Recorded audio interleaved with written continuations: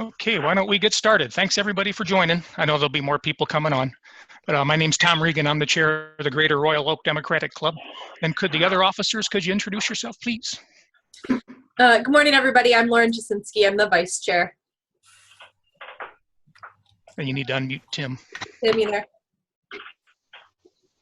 Oh, hang on.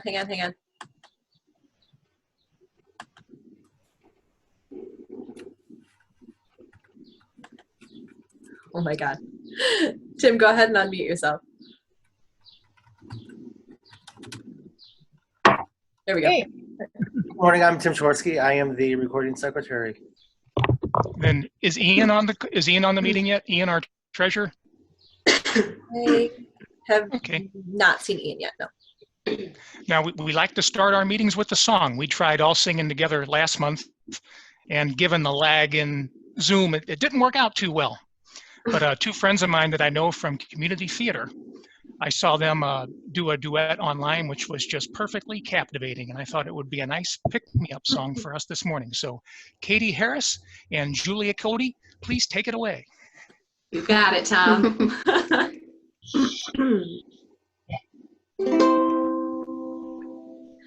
Sometimes in our lives, we all have pain. We all have sorrow. But if we are wise, we know that there's always tomorrow. Lean on me when you're not strong, and I'll be your friend. I'll help you carry on.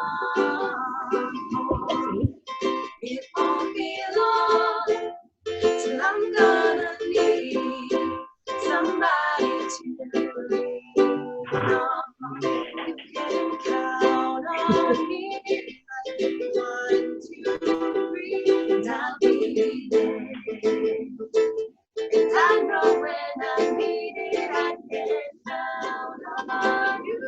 Like 4, 3, 2, you'll be there. Yes, that's what friends are supposed to do, yeah.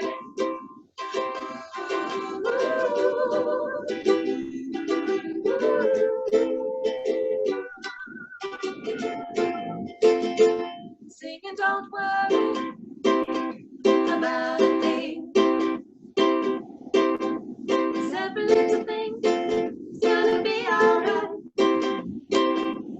Singing, don't worry about a thing. Every little thing is gonna be alright.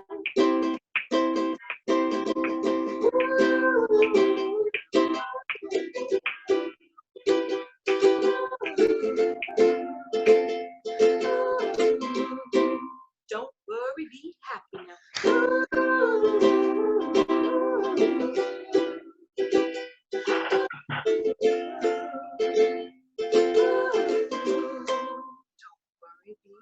I see trees of green, red roses too. I see them bloom for me and for you. And I think to myself, what a wonderful world.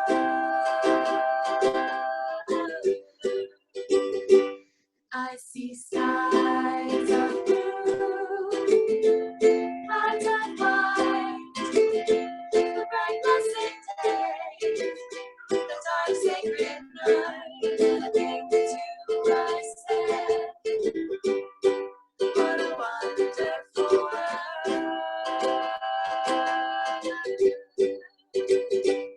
And I think to myself, what a wonderful world.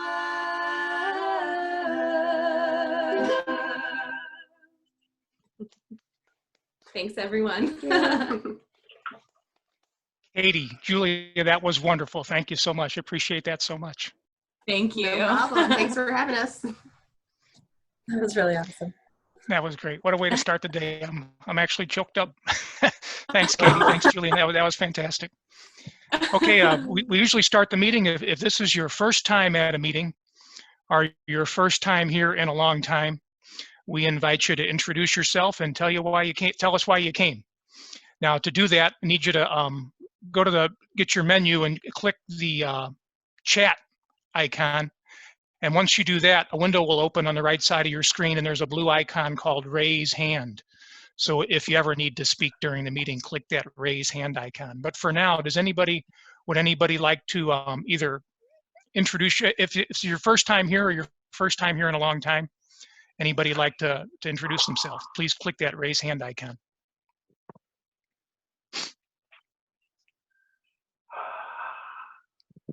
Alrighty.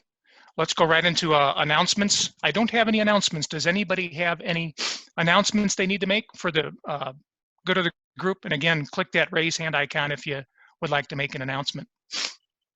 Hey, Tom, Ian is here if you would like him to introduce himself. Oh, yeah. Well, Ian, why don't you go ahead and give the treasurer's report?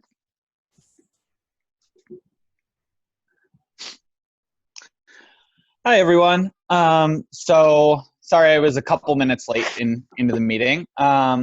So we made our $1,000 donation to Gleaners. I sent a check for $250 to our per our donation to the Royal Oak Nature Center.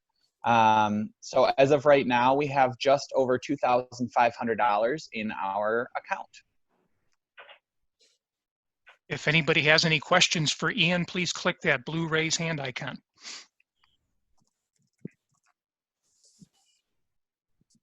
Alrighty, now. I'll just mention, if anyone is interested or would like to pay dues to the club still, please feel free to touch base with Tom. He has my address, and we can correspond by mail if that's something you're interested in doing.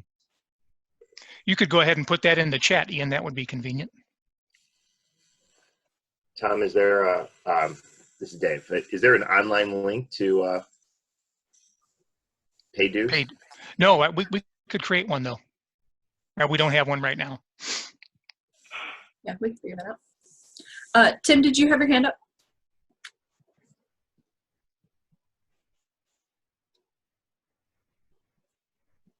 I don't know why we're having trouble with that. There you go. I don't know why I'm struggling this morning. I know it's probably a good place in the meeting. I'd like to make a motion to hold nominations for endorsements on the judicial candidates next month to be voted on next month. We need to make that motion today, 30 days prior to the vote. So if we do that today, we can endorse a judicial candidate next month after our candidate forum this week. Is there a second? And if you want to second the motion, just click that raise hand link. He's making a motion that next month we discuss endorsing a candidate in the Oakland County Circuit Court judicial race. Can I? Oh, okay, so we got a second. Any discussion? No, wait. I have a question first. Yeah, go ahead, Dave. Oh, so I know in the past, and this is, I guess, the question around the Oakland County Democratic Party charter, that historically that there's been, I mean, turf. I mean, from a countywide perspective, I know there used to be a judicial panel review, which I don't know how that all gets integrated in our respective local charters. I just want to make sure it's something that's within our party authorized ability to land without a judicial screening that's been done in the past. I have no idea what the status of things are, but it might be worthwhile. I generally support this idea, but if OCDP has a judicial panel review process like we have in the past, we might not want to disrupt that. I think what happened, our bylaws do state the endorsement policy. A few years ago, the club did endorse 2 candidates for the same position, which I'm trying to avoid. I mean, what good's an endorsement if your endorsement is given to everybody? So that was my intention with the motion. I know OCDP, I'm a member of the endorsement committee. We're meeting for the first time next week. It looks like they're going to go ahead and do that as well. Okay, is there any other discussion on the motion that we do consider an endorsement of judicial candidates next month? Okay, if you could, everybody click that chat icon in your menu, and that will let the raise hand icon appear over on the right. So if you're in favor of this motion, just indicate by clicking that raise hand icon, or excuse me, indicate by clicking the yes button, the green yes button with the check mark in it. So if you're in favor of that motion, please click that green yes button. Where is, Tom, where is that button? I don't see. So if you hover your mouse over the bottom of your screen, you'll see a chat. Click that chat, and that'll open up the chat window, and all those buttons are inside the chat window. I Then, have of course, nothing. I have nothing in, like, that's not in my chat window. It's actually in the participants option, not chat. Sorry. Oh, okay, good. Thank you. If you click participants, you'll see a list of everybody, and then you have Okay. a couple reaction options underneath. Yeah. Okay, got it. Thanks. Okay. so if you're in favor of the motion, click the green yes button, and if you're opposed to it, click the green no button. Yeah, and it looks like we're everybody who has voted is in favor of yes, so the motion passes. So next month we will consider endorsing a judicial candidate. Tom, Isha Khan. did you see who seconded that motion? Arv I did. don't know one screen. Was it Arv? It was Arv. Okay.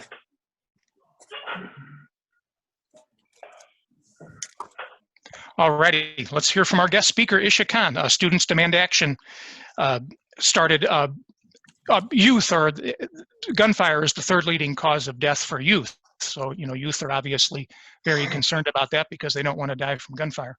That was one of the impetuses for starting the Students Demand Action organization, and our local spokesperson is Isha Khan. So Isha, please take it away and let us know what's going on with Students Demand Action and with measures to control weapons. Yeah, Lindsay made a correction. It's the second leading cause of death for teens and youth right now. I think number one for African American youth. If somebody can correct me on that if I'm wrong. Hi, so my name is Isha Khan. I'm currently a junior and one of the student leaders for Students Demand Action. I am legislative lead for Students Demand Action, Oakland Macomb, but I'm also the advocacy lead for the virtual field office. So I've been with Students Demand Action for a little. Okay, sorry about that. I've been part of Students Demand Action for a little bit over a year. I joined last year, right after Christchurch. I am Muslim, and that was something that really scared me. So after that, I got a lot more involved. You guys may have seen me speak at the August recess rally. I attended GSU. And so on the side of Students Demand Oakland Macomb, we kind of put a pause on it right now. We were working on a safe storage proclamation to be passed through the school district, asking parents to safely store their guns. And we're currently on a pause on that. We had a proclamation written. We're gonna add a letter to that. But recently, about 2-3 weeks ago, the virtual field office started.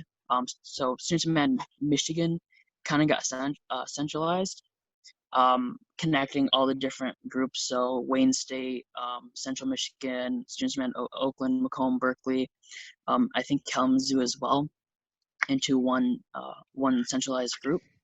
So the focus of there's a lot of people across the entire state, allowing us to get to the different parts of the state. But this has allowed us to focus on voter registration. That's our main goal right now. And currently, we're split into 5 different groups. I'm leading advocacy lead with 2 others.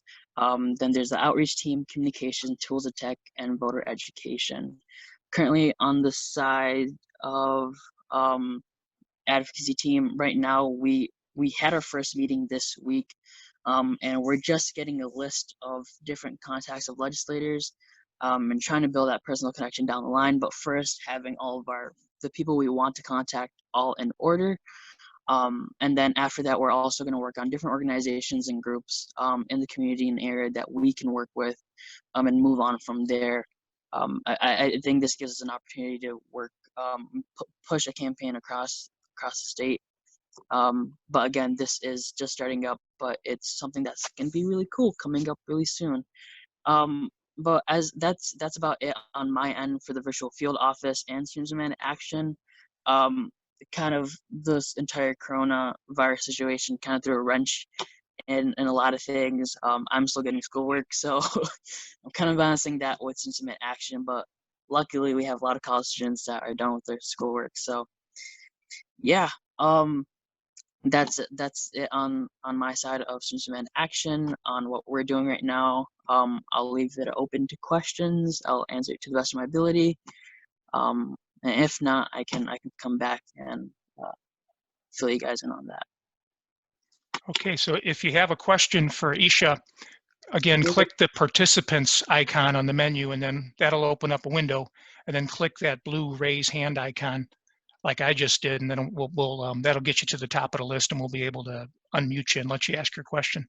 So Isha, I'll start. Why, when this pandemic started, why were there long lines at gun stores to purchase guns and ammunition? I did not understand that, and I still don't understand that. Is there, I mean, as an activist? Yeah, I think it's more of mass fear and marketing too.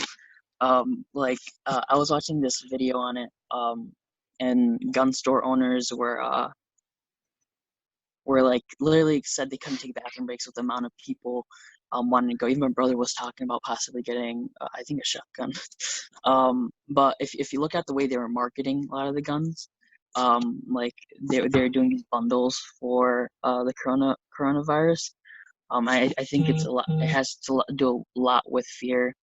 You saw like a lot of people stockpiling on toilet paper and all that. I think that's the fear that caused all those guns to be sold out.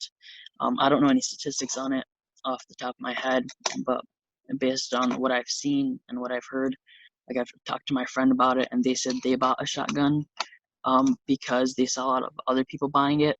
It's kind of like that mob mentality type of thing. Yeah, definitely marketing from the NRA and gun manufacturers, most definitely.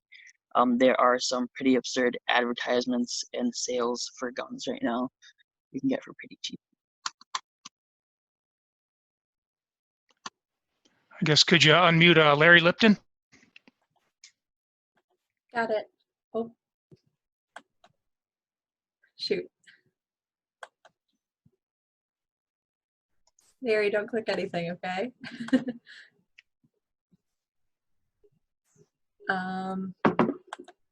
Okay, good morning, Isha.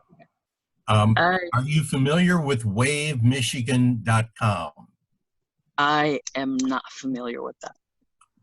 It really facilitates getting voters onto the automatic absentee ballot application. And Okay. I'm working with Wave. They've also contracted with the Michigan Democratic Party. It's free, and I'd like to introduce you to it at either the next meeting of Students Demand Action or just after this meeting at your convenience. Sounds good.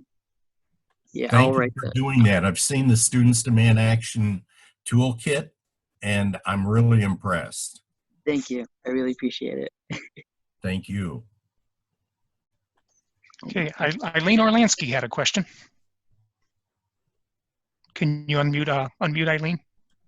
Mm-hmm. Go ahead, Eileen. Okay. I have a question. I was just wondering what the fear is, if it's a fear of the government or fear of neighbors coming and stealing their toilet paper, or what is the fear? What is the fear? Do you have any idea what that is?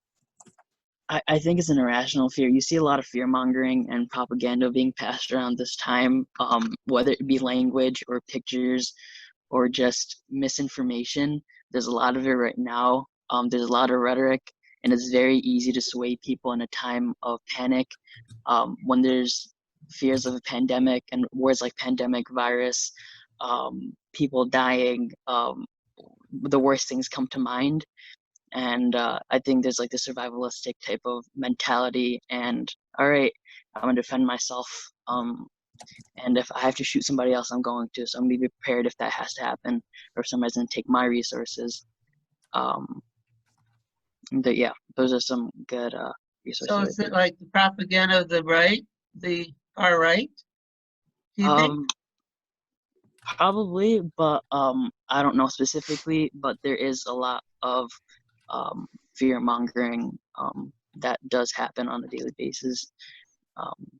You can see a lot of it on probably Fox News, but yeah. I'll have to watch it. Oh, thank you. No problem. Then we have Film Snob. Could you unmute Film Snob? Yeah. Hi there. Hi guys, this is Kim Moon. Hi Isha, just a quick question. I know you said you were going to work on voter reg. Are you going to work on get out the vote as well? I'm not entirely sure. I forgot what number we pledged. But I think in Michigan we wanted to get at least 4,000 students at least registered. That was a big thing we're trying to push. So like right now, during one of our trainings, what we did is we did these breakout sessions, and we emailed teachers and professors to talk about to join their different Zoom meetings and talk about voter registration. I think our target demographic is youth, because that's like a untouched pool of lot of potential voters.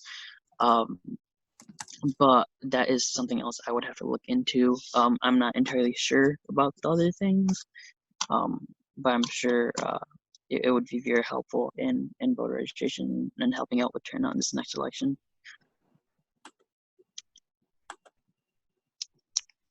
And then Larry Lipton had another question. Larry? Yes, on that point, are there plans to filter into other high schools to do voter registration? For example, official Democrat caucus the official Democratic caucus of Macomb County is doing voter registration in high schools.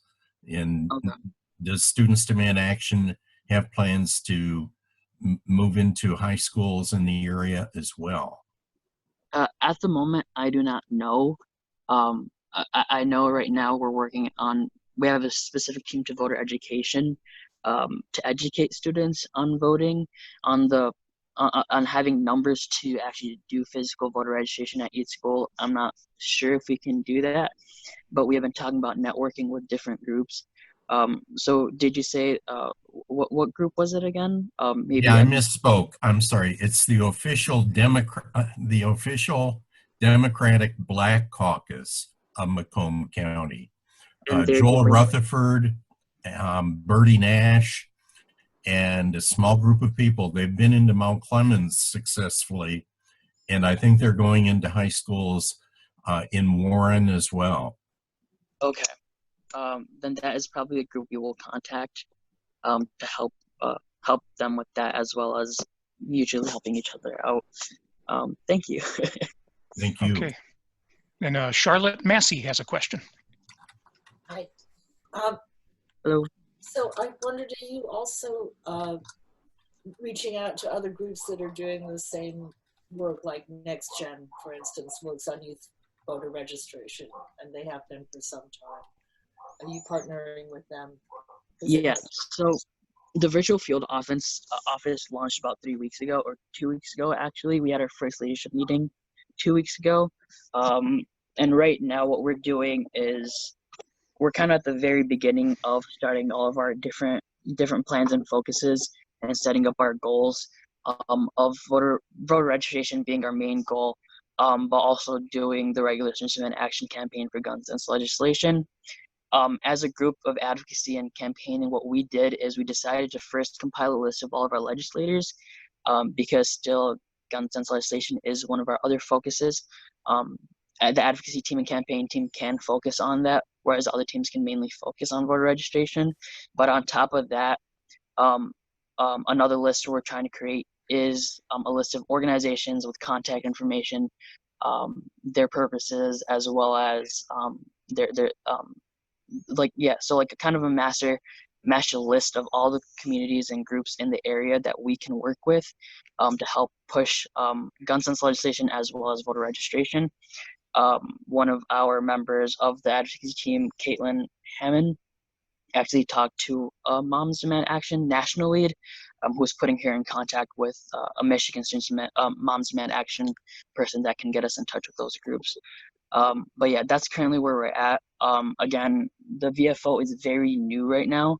Although centralized, we're still kind of like a moving part right now. But yeah, that's where we're at with voter registration and working with other groups. Paul Weil has a question. Paul? Am I on mute? Okay, very good. Thanks. Isha, I was wondering, there was, within the Michigan legislature, there was some movement to pass some red flag legislation. Do you have an idea of the status of that? And could you comment? Off the top of my head, I don't. I was there during Advocacy Day. We met with, from my personal experience, we met with a lot of different legislators. There was one that didn't meet with us, and there was one meeting that we had that they originally weren't for extreme risk protection laws or legislation, but after our conversation, it seemed like they would look into it a bit more. On the status of the bill, I do not know off the top of my head. I'm not sure if anybody here knows it, but that's something I can get back to you later on. But yeah, that's currently where it's at with my knowledge on it right now. Okay, Right, William Asher has a question. William? Yeah, Isha, thanks for joining our meeting. No problem. My question is, I'm wondering if you encounter a lot of students who are, gun-loving, and NRA supportive, Second Amendment defensive, and how you deal with them, and also if you're encouraging them to register. So I have encountered a lot of people like that. I mean, it's never a good idea to just throw out somebody's views immediately out the window. Trying to convince them is the best way. I try debating them from time to time, or try to hear their side before I give my points. Whether it be with voter registration, we're targeting everybody. Again, Students Demand Action is bipartisan, so having a big group, whether it be Republican or Democrat, getting kids to vote is very important, and that's currently our focus. We're not focusing on any party, and I think that goes along with our image of being bipartisan, and yeah, just getting people out to vote is our main goal, regardless of party. And I think that was all the questions for Isha. Isha, I'll conclude by thanking you and also saying you're a fine young man. You've got a lot of people in your generation concerned about this issue, another issue, and I sometimes think the best thing we could do is turn this world over to your generation as soon as possible. But thank you very much for coming, and thanks for being involved in what you're in. Hey, Tom, just real quick, Isha, I definitely second everything Tom just voiced. How can we keep track of the work that you're doing? Is there like social media that we can follow, or how can we be in touch now that there's not any meetings?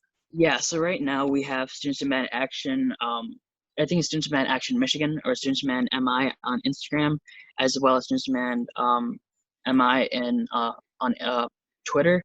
I can quickly put that in the chat if you guys would like me to. I'll just quickly check Instagram and Twitter to make sure the handles are correct. But yeah, that's where we can see what we're doing. We can see when we're having meetings and more information on what we're focusing on. Yeah, that would be great if you wouldn't mind adding that. We'd appreciate it. Yeah, Ramadan Mubarak. Thank you, Lindsay. Thanks, Isha. Fantastic job. Thank you very much for attending. I appreciate it. No problem. Let's go to Democratic Party reports. The only one I know of is Paul Weil doing a precinct delegate report. Paul Weil, could you do your precinct delegate report, please? Yeah, sure, Tom. Well, we've had in the last couple weeks, quite a few folks have signed up to be Democratic precinct delegates in Royal Oak. With the Oakland County Clerk's unofficial list, there are 39 slots that are now filled. There are a total of 95 allocations. In the last week, or a couple weeks, I've received contact from a number of folks, eight people who've indicated that they've filed a form. And so really hopefully that's true, and that would bring our numbers to 47. So roughly 50% for Royal Oak. Unfortunately for Clawson, we're not doing quite as well. There are 14 allocations in Clawson, and there's currently only one person who's on the Oakland County list. So I think we got to do a little bit more work to get folks from Clawson maybe more active in our club, and also more active as Democratic precinct delegates. So yeah, are there any questions?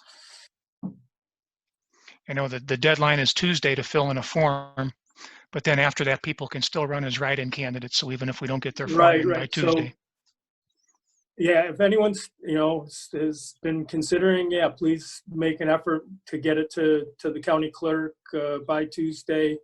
Also, as Tom just mentioned, you can do a write-in on the August 4th primary ballot. So. Looks like Dave Woodward has a question. Go ahead, Dave. Paul, great job at all of this. I know it's a task, and I think you made great progress. Are all our precincts covered? Are there any precinct that's not? So I know we get multiple people per precinct, but precinct allows at least has someone organizing on every one of our. Right, there were three different precincts that we don't have anybody represented. So do you know those numbers? Sure, we have. Well, I'm looking at the official list right now, and or unofficial as it's stated. And within the 4th precinct, there's no one has signed up. Within the 9th, or no, let's see, the 15th precinct, the 19th, and the 22nd. So we have four different precincts where there's no one who's represented. So any more questions for Paul? All righty, thank you very much, Paul. Yep, sure. We're going to hear from first we're going to hear from any candidates in the meeting, and then we're going to hear from our elected officials. So if you're a candidate for office and you just wanted to take a moment to introduce yourself, I know we had a couple of candidates for sheriff, I think, on the call. But if you're a candidate for office, if you could click that raise hand icon right now, and we'll give you a chance to introduce yourself and talk about your campaign. So are there any candidates for office who'd like to introduce themselves? Mr. Jones.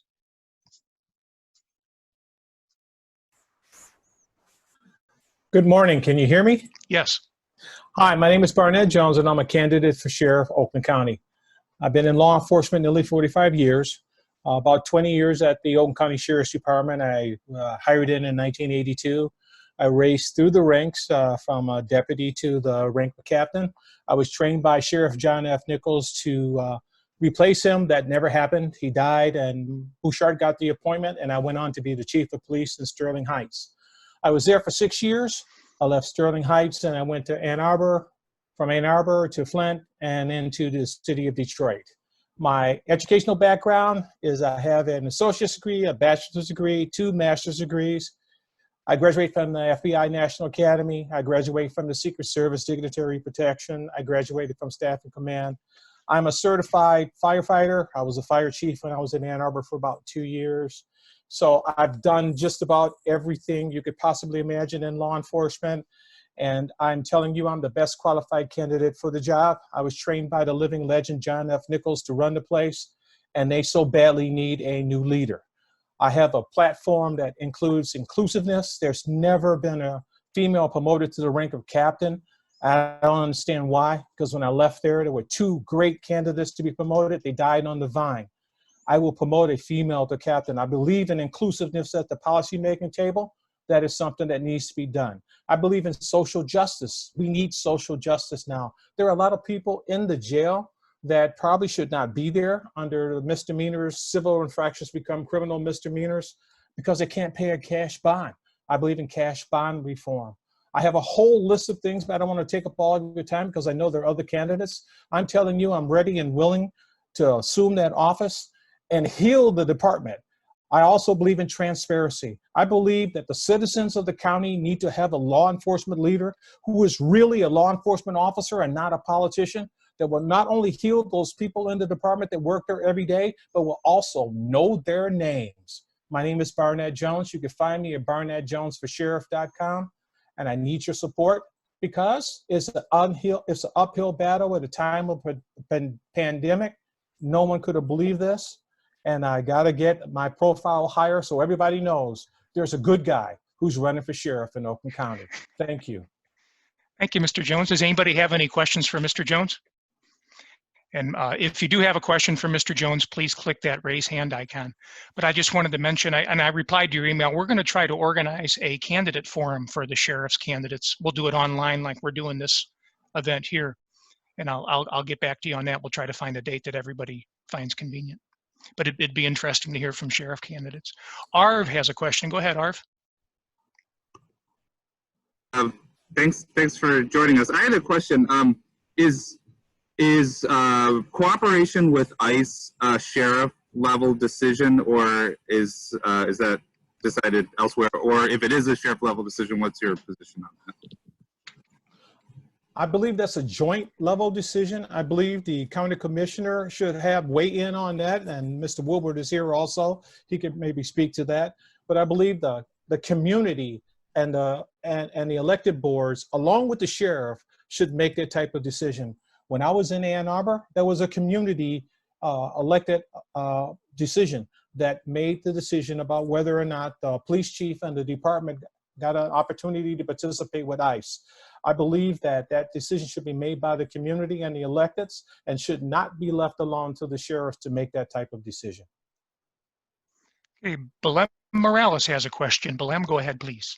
Hi, do you think that Oakland County Sheriff's Office has a gender equity issue? And if you do believe that, what would you do to resolve it?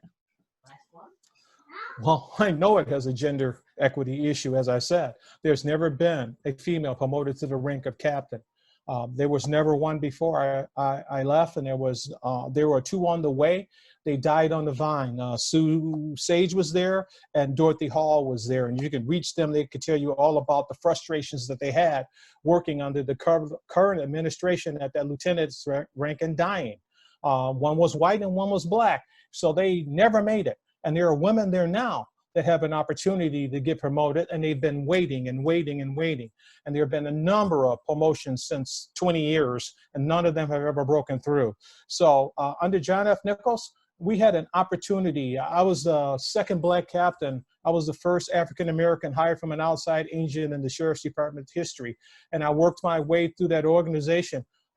Yes, there were problems, but that's life in America. I believe that we need to have everybody at the table. Everybody brings a value to the table. Blacks, white, men, women, you name it. And everybody has an opportunity, should have an opportunity to be at the decision-making table. And that has not happened under the current leadership. Under my leadership, I would find the people, I know there are people there, I won't mention their names, that are ready to step up, and I will make sure they get up. Okay, Belem, did you have a follow-up question? I noticed your raise hand icon is blinking again. Yes, so is it fair to say that under your administration, you would guarantee that we would have a woman captain promoted? I'm a pastor, so I'm not supposed to say this. Hell yes. Thank you. Thank you very much. Oh, come on. You're going to let him dance around on the answer like that? I'm joking, Mr. Jones, of course. Does anybody have any more questions for Mr. Jones? Tom, there was a question in the chat about COVID in the Oakland County jails. I don't know if that would be something that you have any information about, Mr. Jones, but that just popped up in the chat. Yes, I do. Unfortunately, I have been staying away from the negatives of this. The deputies have been calling me, texting me, writing me, stopping by my home, asking me to call a news conference and talk about the COVID-19 that is in the substations, the COVID-19 that is in the jail. Why don't we have the same equipment that you've given to your current officers? Because as a leader, I looked down the road, and as soon as this happened in China, I sat down with my command staff and said, we have a problem.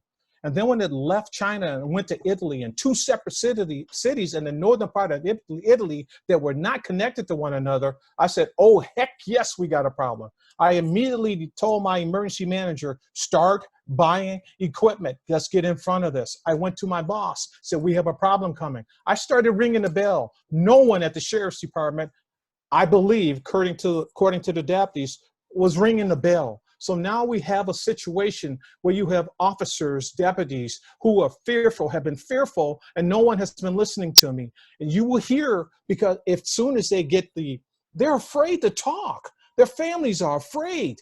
That's the transparency piece. Supposedly there's COVID-19 in the substations. I don't know. Supposedly the story now broke that the inmates now have attorneys that are suing because they don't have anything you have to protect the inmates. You have to protect the deputies, and you have to protect your officers as the sheriff. You have to do that. They matter. They're the most important resource you have, and that was not done. That was not done per the deputies. Thank you, Mr. Jones. And I've got a request. If you could please put your information in the chat about if someone wanted to volunteer or contribute money to your campaign. And then, like I mentioned, I'll be getting back with you. We're having a board meeting Monday, and we're going to see if we can schedule a sheriff's candidates forum online so people can learn more about this. But thank you very much. That was excellent. You had me at cash bail. Thank you for the time. Thank you for attending. Okay, let's go ahead and we're going to do our elected officials report right now. If you're an elected official and you'd like to give a report, if you could please click that raise hand icon and we'll let you go. And I know we have County Executive Dave Coulter in the meeting, so we're going to let him go first. We let him get back to work. Dave Coulter, are you here still? There, yeah, Dave Coulter. Why don't we go ahead and could you give your report, please? Yeah, and I'll keep it brief. You got a lot of great folks on this call, so thank you. You know, to start off, the bad news is that as of this morning, we passed 700 cases of fatalities in Oakland County. So we continue to be an incredibly hit county. But I want you to know that we're pulling out all the stops to address this. And our public health folks have been awesome. Our economic development folks in terms of working with our businesses, but also our relationship with the Board of Commissioners. It makes a difference that we have a Democrat in this office now, in myself, and a Democratic majority at the Board of Commissioners, because we're leaning in on some things that would have never happened before, and I'm very proud of that. You talk about hazard pay for our first line first responders. We were the only county in the state doing that, and now the other counties have followed our lead. But that was the right and important thing to do, and we did that. I want to talk about testing for a minute because that's become an increasing priority of ours. We're not really going to reopen our economy to the extent that it needs to be until we do a whole lot more testing. And testing has been really tough, not because we can't do it, but because we don't have enough supplies, we don't have enough test kits, there's not enough lab capacity. This is a huge federal issue that has not been resolved. But we're scrambling every day to get more, and we're expanding our testing capacity as we get more supplies and test kits and the like. So we're now doing testing in Southfield, Pontiac, and Novi. So I just want to encourage anybody, if you're an essential worker, you don't have to have any symptoms at all. And anybody with even the slightest symptoms, I say that because our nurses are very generous about giving these slots. If you have any symptoms that you think might qualify and you're not an essential worker, call our nurse on call number and let me give you that number. It's 800-848-5533. And we can put that up in the chat box. So really important to get tested. Speaking of which, I've been, I'm concerned about the jail as well, and we've been working with those folks, and we're going to, beginning this week, we're going to test every inmate in the Oakland County Jail so that we know exactly who's positive and who's not. I don't think any jail in the state has done that, although Wayne County has now said that they want to do that. But we've made that a priority. We've made the testing kits available. so that every inmate, oh, and by the way, every deputy, every corrections officer who works in the jail will get tested so that we know. And then we'll test everybody new coming into the jail will get tested. So we have to make sure that that very vulnerable population is protected. And so we'll do that. Speaking of deputies, I will give a shout out that I was honored to receive the endorsement of the Oakland County Sheriff's Deputies Association, as well as the Oakland County Sheriff's Command Association. So I enjoy strong support from our law enforcement men and women on the ground, and I'm very proud of that.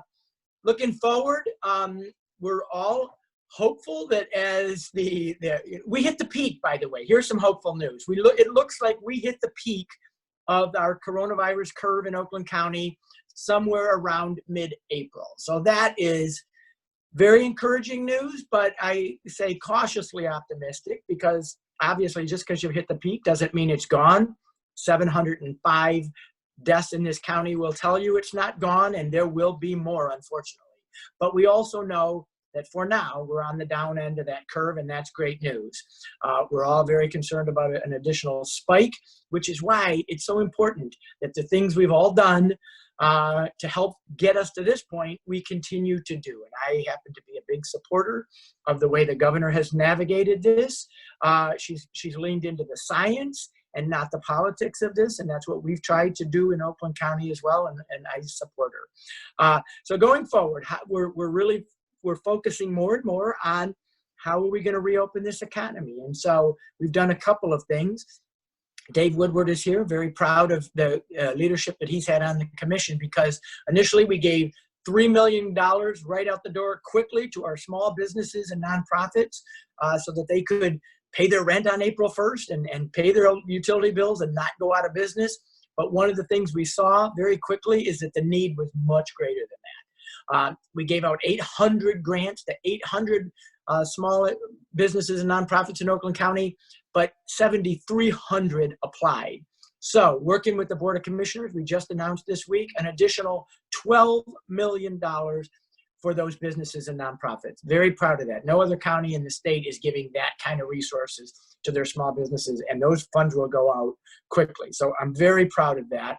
And then lastly, on that front, I'll just mention that I've created a task force called the Economic Recovery Task Force, and we brought together really smart, intelligent people from all sectors of business, nonprofit, education, labor, local governments, to help us figure out what are going to be the needs as we open more and more of our economy. And I'm very excited about the fact that two people on this call, Dave Woodward is our chair, and Mayor Fournier, I invited him to represent mayors on that group. And they've been working really hard this week. I mean, I think they've put in many hours already. This is a real working group. And I'm so pleased. I've said this all along, but my leadership style is to be very collaborative. So I want to hear from the voices of the people that are on the ground. And this task force is doing an amazing job of doing that. And then I will wrap up by saying that even though that's my elected official report, I'm also a candidate. So I'm on the ballot August 4th. I'd appreciate any of your support. If you want to do a house party, I've done some Zoom house parties this week that have been really fun. If you want to volunteer, if you want to donate, and there is a woman on this call named Paige, and you'll see her because she has my campaign logo, and you can reach out to her. She'll put some information in the chat box if you want to connect with my campaign. But that I would appreciate any support. So that would be my all-encompassing report. All righty. If you have a question for Dave Coulter, could you please click the raise hand icon? And if you're an elected official and you have a question, just blink that raise hand, then we'll know that you have a question for Dave Coulter. So does anybody have a question for Dave Coulter? Kyle DeBuck. Kyle DeBuck, go ahead with your question for Dave Coulter.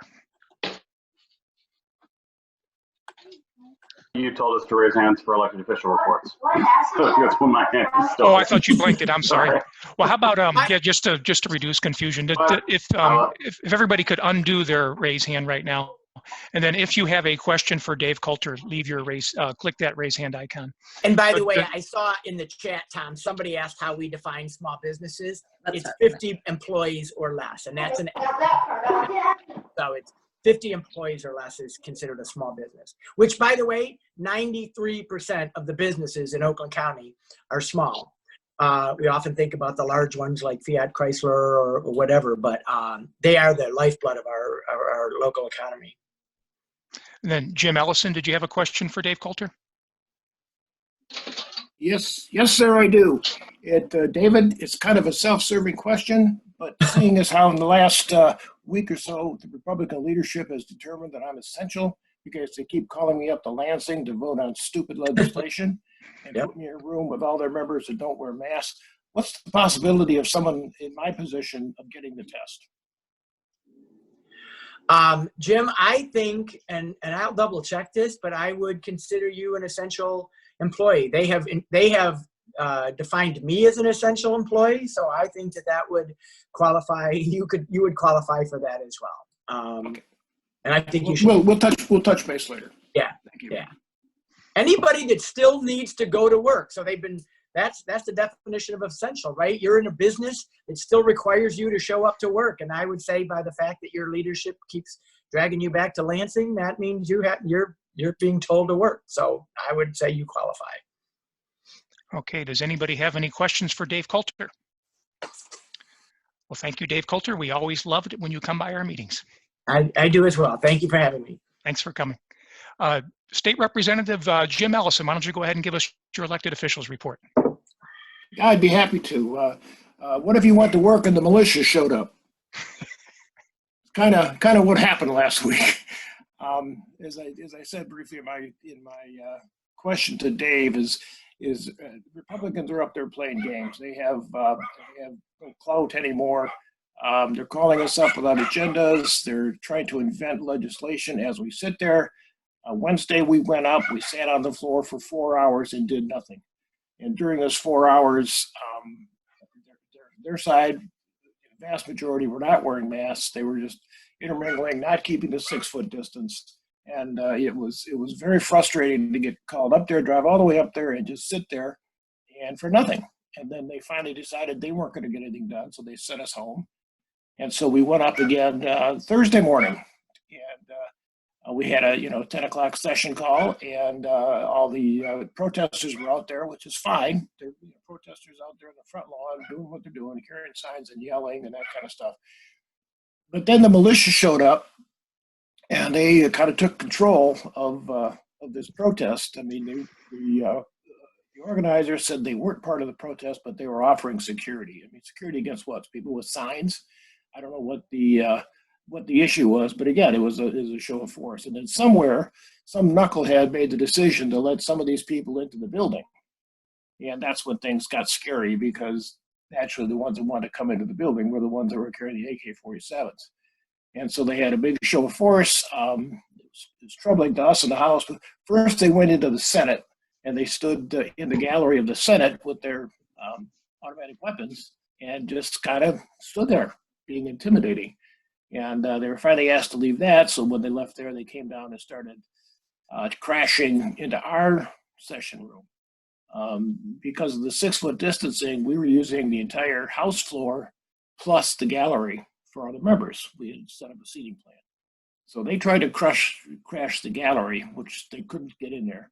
So then they were going to crash the floor. So they're standing outside. If anybody's been in the House chambers, you know that there's the big double doors right there in the main corridor, and they were standing 10 feet away from those doors, yelling and screaming. I think you've all seen the pictures of the state police and the redcoats there trying to hold it. But that 10 feet away from that door, and then 20 feet inside of there is me and all my colleagues, and it kind of gives us the idea. Not that I'm trying to make too close of a comparison, but it kind of made us think of, you go through these school shootings, and all of a sudden you've got to hunker down in place. And so we're all kind of looking around where we're going to go if these guys blast through these doors and start shooting. And, we have these big sturdy desks, but we have these very narrow aisles. So it would be very hard for all of us to push our chair out of the way and climb under our desk. So basically we're sitting ducks. And again, we were up there at the call of the Republicans. We had no agenda that day. They had no legislation for us to vote on and sign off on. They were busy trying to write it. All this time negotiating with the Senate and negotiating with the governor's office, and push came to shove, and the governor pushed and said, like, go to hell away, leave me alone. And so they came back with these crummy resolutions about how we're going to take this power away from the governor, and we're going to allow the Speaker of the House to sue the governor, all for nothing, because they all knew that they didn't have a leg to stand on. Because the governor has the control. She immediately extended the state of emergency to the 28th of May. And it's important to make sure, understand that just because she extended the emergency, she did not extend the stay in place. That still is scheduled to expire on the 15th. If she needs to extend it, she will. But as of right now, that's what's happening. And she is slowly, with the help of her experts, economists and health professionals, and they're working on a plan for a phased opening. Getting some of those businesses back open that are less liable to create issues. That's why you've seen the landscapers come back on. This week we'll get the construction workers back on, and we're going to start seeing slowly integrating. And that's the way it's got to be done. But again, as Dave said earlier, we've got to get tested. We've got to get everybody tested before we can feel confident that we're not reigniting this pandemic. And so it's all being done with conscious decisions, with consultation with experts. It's not coming out of the governor's mind. She's not doing this, making this up just so she can punish people. But I'm noticing that even within private discussions I have with my Republican colleagues, they're not all on board either. And they're getting a little tired of the games. But it's their leadership. Republicans are in charge. They've got to toe the line. And so that's where we're at.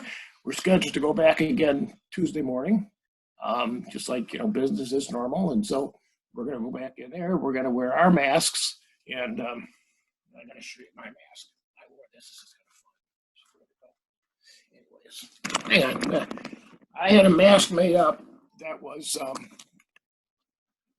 made out of Democratic Party material. So all day Thursday, I wore my mask with my Democratic logos on it, and no one kicked me out. So we are having fun with it. But my Republican colleagues, private conversations, they're ready. They just want everybody to be safe. Yeah, they'd like to get back to work, but there's a lot of them that don't want to put anybody's life at risk. So the real problem is Republican leadership. They know they don't have a leg to stand on in this, but they're doing everything they can to make the governor look bad. And I know that the leader of the Senate came out the other day and criticized all these protesters. Well, he was out there urging them on. So you can't have it both ways. So yeah, to sum up, it's a very frustrating time up there in Lansing. We're not getting anything done that we need to get done. We're just being called up there to placate the Republicans so they can have a majority, so they can try to pass their stuff, even though the governor's going to veto it. So it's all exercise futility. And but I can't wait to get back up there. We can waste more time. Does anybody have any questions for State Representative Jim Ellison? If you do, click that blue raise hand icon in the participants window. Mary Mills, please go ahead. Hey, Jim. I don't remember where I saw that. I think it was an email from Bridge that they're going to relook at allowing firearms in the Capitol. Have you heard anything about that? Yeah, only the reports that we're all reading. I mean, obviously, this made nationwide coverage, and everybody's looking at Michigan saying, "What the hell's wrong with you guys?" We're one of a handful of states that does allow that, and it goes back a number of administrations ago, where the Capitol Committee, there's a separate group that's appointed by the majority party that runs the business of the Capitol, and so they make the decisions of what can come in and what can go out. But yeah, I understand that there is being a big push because every news show is talking about how dumb we are, and they're showing that same picture of the guy with his mouth wide open, waiting for someone to throw popcorn in it. I don't know, but it's very possible, but I have not heard it officially on the floor. Okay, because I think it's really kind of stupid. I can't take a sign in there but I could carry a gun. I mean, that's just I did does find not out the make reason sense. for the sign prohibition. Is Okay. that they did allow signs in at one time, and someone went and attacked one of the pictures that are hanging on the wall and destroyed a Oh. picture. So they're taking the sticks away. So So we you need to guys have, need we need to get some guy to shoot up a picture and we'll get the picture on the guns wall. taken away. Okay. Thank you. Yep. Does anybody else have any questions for State Representative Jim Ellison? If you do, click that blue raise hand icon. Kim Moon, go ahead. And go ahead, Kim, you're still muted. Okay, sorry, can you hear me now? Yes. Okay, cool. Hi, Jim. Yeah, I can't even take a cell phone into the Oakland County Courthouse, but you can take AKs into the Capitol, apparently. I mean, was the Republican leadership, and maybe they're just have to put up their Second Amendment, whatever, were they rattled by this? I mean, they literally could have been killed. So are they nervous about this at all now, that of this monster that they've helped create? I doubt it, because the reality is the vast majority of them are already carrying on the floor. They all have their sidearms with them, and they're going to be the good guys with the guns. So you know, they felt that they protected themselves. But yeah, I almost to a person, men and women included, they're carrying sidearms. Paul Curtis, you had a question. Go ahead, please. Paul Curtis. Yeah, hey, Jim. So I'm just trying to put it in words. What makes sense of what appears to us to be absurd? This sort of behavior of bringing guns to a Capitol, trying to storm the floor. I mean, they're all organized. You said it yourself. It's all put together by the Republican Party, this show. To what end? What do you think? They're scared. They're scared about the upcoming election. They're playing to their base. You know, a lot of their base in Michigan is northern Michigan, and this is the type of constituents they have. So their constituents are writing them saying, "I want to get back to work. I don't care about anybody else. I need to pay my bills. I need to get back to work. I need to do this." And so you know, the Republicans are pushing that agenda, and those that organized the protest apparently felt that, you know, us Democrats with our mask and our 6-foot spacing are going to attack them or something. So they brought in Michigan militia to show force. None of it makes sense, because these guys carrying guns into the Capitol building has nothing to do with COVID-19 or getting back to work. I mean, and the facts themselves is everybody is getting back to work. I mean, last week it was the landscapers and the outdoor workers. This week it's going to be the carpenters and the builders. And next week it's going to be who knows what it's going to be. But, you know, again, the stay-in-place order is only in effect until the 15th of May. So if we can show a significant drop in new cases or people, you know, recovering, then I think it's fair to expect some more restrictions being lifted. But it would be negligent to lift them all at once, which is what the Republicans want us to do. Are there any more questions for State Representative Jim Ellison? Tom, Larissa asked in the chat, what do we know about the armed protesters? Are they part of a group, and what is their agenda? Jim, do you know like any specifics about kind of what they're asking for by doing all this? The guys with the guns are the Michigan militia. Same guys that gave us Terry Nichols and the guy that blew up the Oakland County or the Oklahoma City house. Yeah, that's who this is. This is Michigan militia. They want nothing out of this other than to give it an opportunity to carry their weapons and show how much they're overcompensating and get on TV and make national news. This is thriving for them, and getting Trump to go out there and say, well, they're good people. Well, no, they're not. They're idiots. And they're threatening a whole bunch of good people by coming into our chambers, the people that are trying to fix this and trying to work, you know, together and get past this pandemic and this crisis. But they want to stand up there with guns and say, you know, we're in charge. We're the force. Beware. They're just doing it for show. They have no agenda in this other than make themselves look tough. Okay, is there any other questions for Jim Ellison? And if I sound bitter, it's because I am. Larissa, go ahead. You know, what is the risk of us amplifying this message by focusing? Ultimately is a small group. We have so many people who are complying with the stay home, stay safe order. We have so many corporations that are partnering with the governor to reopen the economy. What is the risk that we have by amplifying this small group and putting them center stage? I think that is a risk. I think if you start really going out there publicly criticizing them, you're just going to rile them up and give them a bigger reason to come back and go after you. I mean, I'm not sure. I don't think any of my colleagues here from the city commissioners were around at that time, but when Arts Beats and East first came into town, they had a ban on weapons. And we had the same group of people coming into our city commission meeting, every one of them carrying 1 or 2 guns. The ultimate, we had one guy walk in, sit in the front row, carrying 2 over-shoulder rifles and a handgun that even the gun nuts wouldn't sit next to. And that's what was happening at the local level. If you give them the attention, they're going to step up full force and grab it. And I don't think that plays well for anybody. So I think we concentrate on trying to press the legislation, press the governor to do what's right to get us out of this situation so we can start getting a track back to whatever the new normal is going to be. All righty. Well, thank you, State Representative Jim Ellison. Which elected official would like to go next? If you could indicate by clicking that raise hand icon. I saw we had Kyle DeBuck and Pat Peruk and Dave Woodward on the meeting. Which one of you would like to go next? Mayor Fournier is also here. Oh, okay. So whoever would like to go next, please click that raise hand icon so we can get you going. Why is everybody suddenly so shy? Kyle DeBuck, you go ahead. Maybe I was going to let Mike kick it off. Oh, Mike, go ahead. You want to go, Mike? Go ahead. This is Royal Oak Mayor Mike Fournier.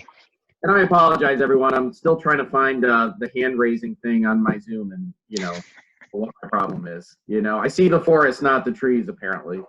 First of all, I hope everyone's doing well and everyone's safe. Royal Oak, I don't know if Dave Coulter's still on, but he mentioned that we are starting to flatten the curve, and you can see from some of the data that Royal Oak has really stepped up to the plate, and we've done our part to help fight this terrible disease. Unfortunately, as of yesterday, 258 of our fellow citizens have contracted or at least been confirmed to have COVID-19, and we've sadly lost 24 souls. Those numbers are staying low. It seems that they're flattening, which is a testament to all of us here in this area and our zip codes, trying to make a difference. And certainly we're very grateful for the efforts of everyone.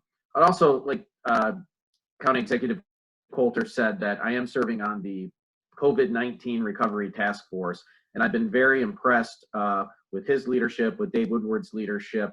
I can tell you they did compile some really great minds of diverse backgrounds, and they're not working in terms of days. I mean, we have assignments, we're looking at things, and really we're responding in terms of hours. So, I mean, that's at the pace that the county is working right now under the leadership, specifically the executive, and I'll say Dave Woodward as well, being a very active role. So I've been very impressed. I know these guys, as friends, but watching them in full out work mode should give all of us the confidence that, we're going to win this battle. And it's because we have compassionate and motivated and intelligent leadership in the county.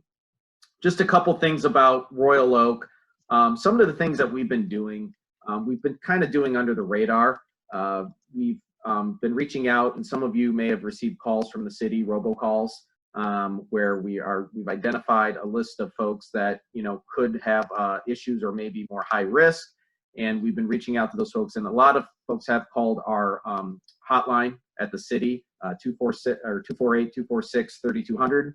And what we've been doing is bringing homemade masks to people from people making masks in the community. You've seen the police officers out cutting the lawns.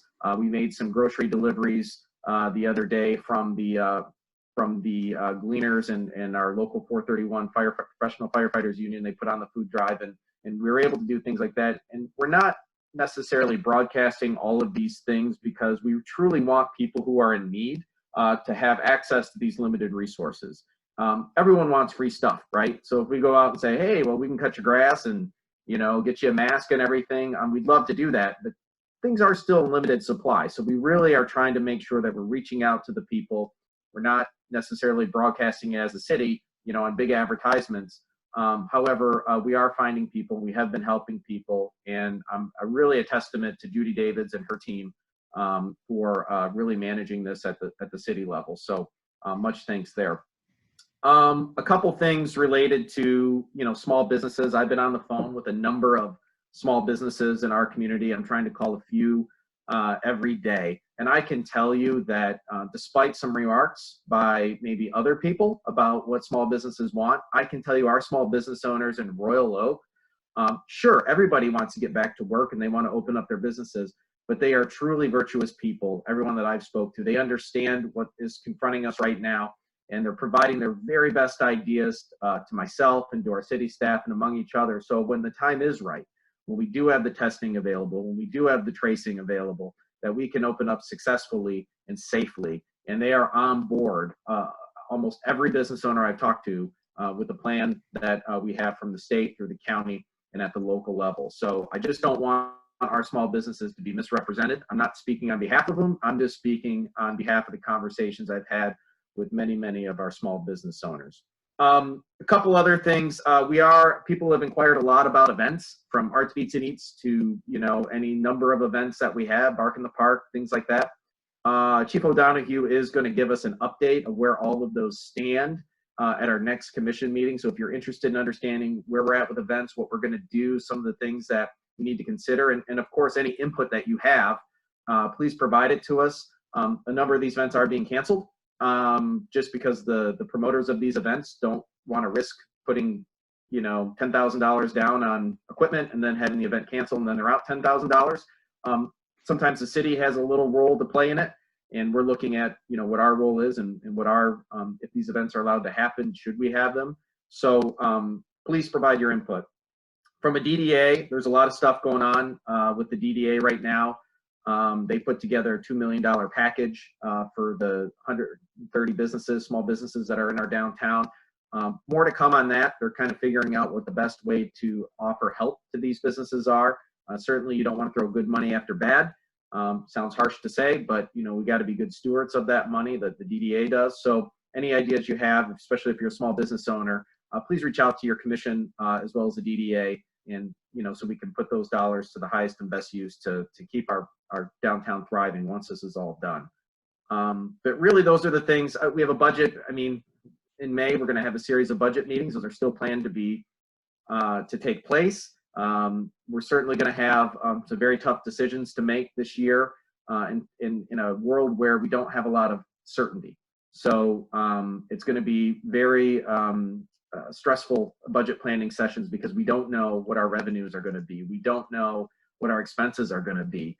And we're going to have to do a lot of work in that regard. The good news is you have a number of commissioners on here, Commissioner Douglas, Commissioner Perush, and Commissioner Dubuck, and I think I see Commissioner Macy. We fought really hard to preserve our fund balance. It would have been very easy just to lower taxes and put $10 in everyone's pocket last couple years. But we knew eventually there was going to be a storm, maybe not this big, but we were able to reserve and keep a fund balance that if you heard every candidate that was interviewing for us for the city manager position, they said, wow, you guys have a really strong financial record and you got a great fund balance. This is a really good thing, especially in Michigan.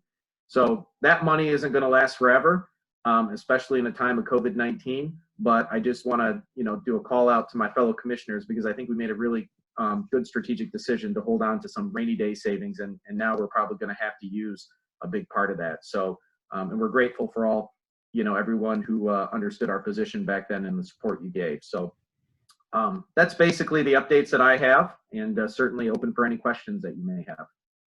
If you have a question for Mike, please click that blue raise hand icon. Does anybody have any questions for Mayor Mike Fournier? Was there anything in the chat, Lauren? Mayor Fournier, there was a question in the chat from, I'm not going to be able to see who it is now, Heather Sell. Any updates about construction progress or what's going on with road construction as a result of some of these stoppages? Yeah, everything's been basically pushed out, the amount of weeks that we've been, under the orders. So we did have a few things going on in the city that were deemed essential. Certainly the governor, in her wisdom, didn't want to shut down all emergencies, public emergencies, or even some of the private contracting. We did have a couple crews out, I guess, in Royal Oak. They're doing some weatherproofing. I mean, you're building a $20 million building, and you got to put some tarps up, or, you know, the governor's intent wasn't to take a $20 million building, have the rain and weather destroy it, and then start over again and cost, you know, people $20 million. But a vast majority of the construction, I mean, like 99% of it stopped in Royal Oak.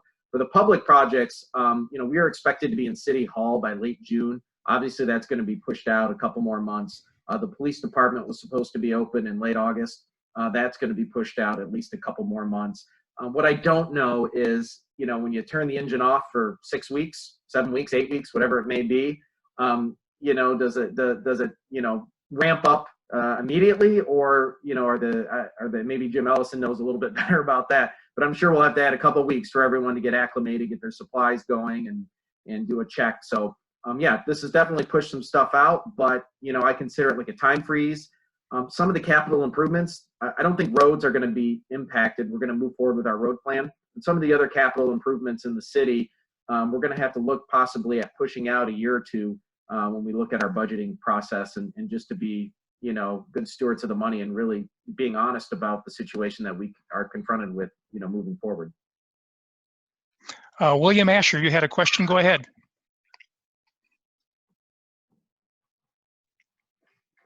William Asher, go ahead and unmute yourself and ask the question. There you go. I think I am unmuted now. I wanted to commend Mayor Fournier for his efforts in censuring Commissioner Gibbs.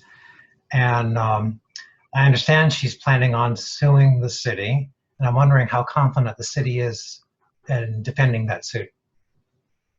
Well, you know, I mean, the best wisdom I got from our city attorney is never talk about a potential lawsuit. What I will tell you is that, you know, for $40 you can sue anybody, right?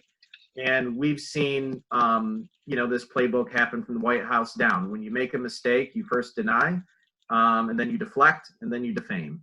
And so we're going through that process. And just like, unfortunately, our state senators and state reps had to deal with armed gunmen trying to intimidate them while they were making laws, you know, these lawsuits often are just another form of political intimidation. So we'll see where it goes. Obviously, you know, the threat of a lawsuit should never stand in the way of doing what's right and just. And, you know, I'll kind of just leave it at that right now, maybe. I don't know. Pat Perush is probably sending me text messages right now, keep your mouth shut, being the most seasoned attorney on the board. And so I will. I'll render her advice. Okay. Are there any more questions for Mayor Mike Fournier?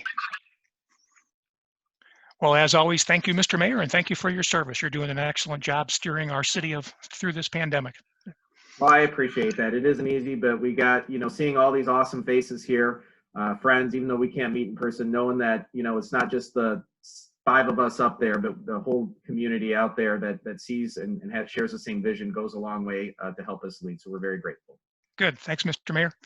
City Commissioner Shar Douglas, why don't you go ahead and give us your elected officials report?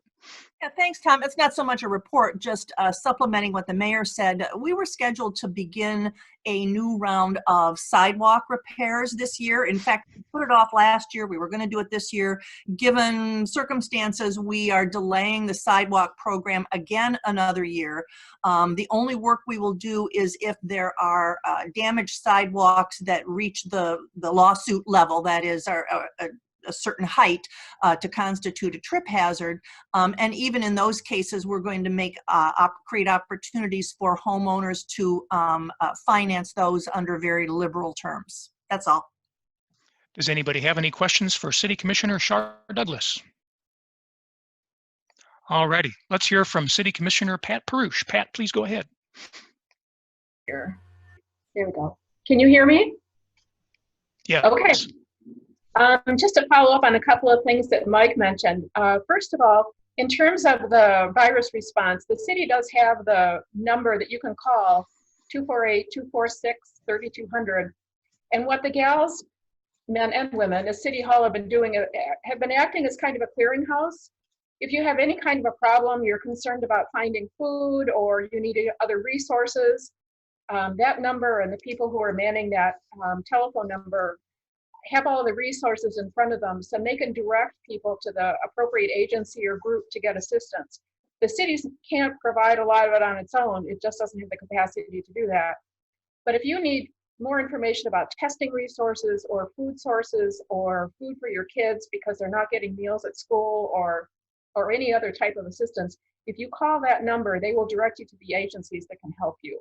And there's a long list of them that are, of course, on board, ready to do that. The second thing to remember is that we have a new city manager coming on board in a couple of weeks. Paul Brake is coming and is going to be starting his job with the city on May 21st before we actually finalize the budget. So that's something to look forward to. I'm sure Dave Gillum, who's been our acting city manager, is ready to hand over the reins to Paul and let Paul take it forward. But that will happen before our next meeting. So you'll see announcements about Paul and his coming into Royal Oak in a couple of weeks. Mike mentioned the budget issues. This is going to be a very strange budget year just because the income disparities that we're going to see are going to be a whole lot different than the last budget crisis that we had. The last budget crisis that we had in 2008 was pretty much brought about by the real sharp decline in property values, and that impacted our property tax revenues going forward for the budget for a couple of years. This is a little bit different. Our property tax revenues are not really going to be impacted because our taxes, for better or for worse, are going to be based on assessed values that were assessed back as of December 31st. And that was before any of this stuff hit. So you're going to see your property tax bills based upon your home value or your property value as to what it was last December.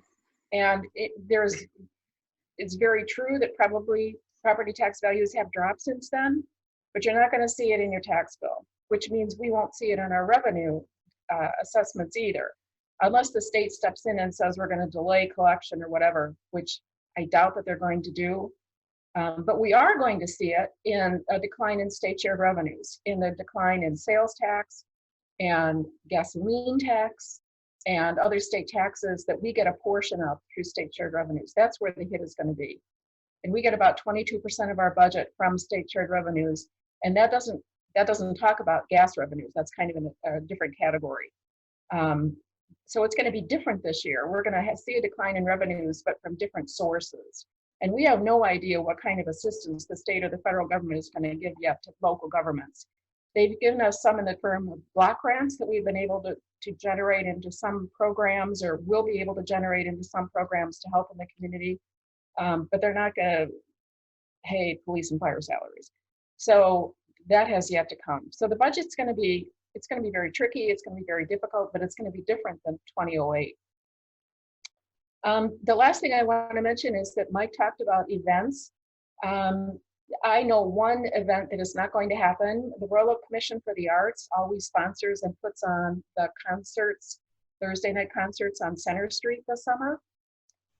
We voted, I remember the Commission for the Arts, and we voted at our meeting last month that we are not going to do the concert series this year, even if it means later on in the summer things kind of calm down a little bit. It's all volunteer driven. The local bands that perform in those concerts are primarily all local people. And there was just so much uncertainty about how this was going to progress and the difficulty in planning it that we just decided, you know, we're just going to take a year off and then regroup again next year. So that event or series of events we know is not going to happen, the Thursday night concerts. But fingers crossed that things get better and you'll see them starting up again next June. And I think that's it. And Mike said all that needs to be said, probably more about the censure resolution. So we'll just kind of see how things unfold. Does anybody have questions for City Commissioner Pat Perush? And if there's any more elected officials on the call who'd like to give a report, if you could please click that raise hand icon so we know you're out there and interested in talking. Does anybody have any questions for Pat? All righty, thank you very much, City Commissioner Pat Perush. County Commissioner Dave Woodward, please go ahead. did we want the rest of the city folks to go? Oh, I didn't realize we had Kyle. City Commissioner Kyle DeBuck, please go ahead.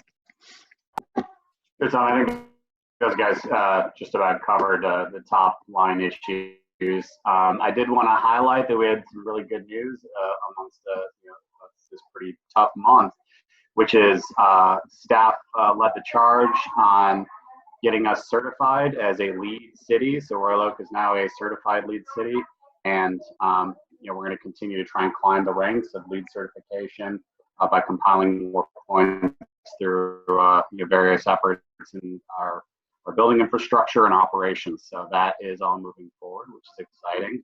I don't think Pat or Sharon mentioned that we did address the ongoing conversations around the marijuana ordinance. The staff had recommended that we punt it until the end of this year for our new deadline, given that we've had almost 2 years to work on this now. I moved that we actually make August 15th the new deadline, recognizing that staff's strained for resources and time right now. So we did pass that. So August 15th is our new target for the deadline, and I think they covered just about everything else. So I'll let us move on, but I will say I'm 100% on board with our awesome Democratic leadership in keeping Dave Coulter as our county. Okay, it looks like Paul Curtis had a question. Paul Curtis, go ahead and ask your question. Hey, real quick, Kyle, the lead certification, that's great. I just wondered if you could, who are the people taking the lead in that lead certification at the City Hall level? Someone I could talk to about it. Who are the key staff people in that? Sure.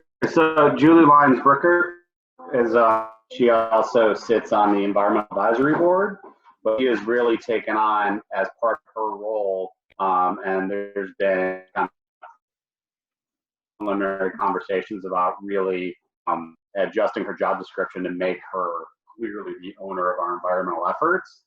Can you guys hear me? My internet looks like a mess right now. So she'd be the best point of entry to have these kind of, if you have ideas or best practices that you think we should engage in, she's the person to reach out to. Yeah, thanks. I'll try to catch up with her. Thanks. Okay, and I know City Commissioner Melanie Macy is also on the meeting. Melanie, did you have anything you wanted to add? If you do, Melanie, go ahead and unmute yourself. And I'll just unmute to say hi, and I think it has now all been covered. I was going to talk about marijuana, and then Commissioner Dubak got that covered. I guess thank you to everyone who has been reaching out to us. Recently, it's been a pretty interesting few weeks, and we appreciate hearing from all of you. Thanks, City Commissioner Melanie Macy. County Commissioner Dave Woodward, why don't you go ahead now?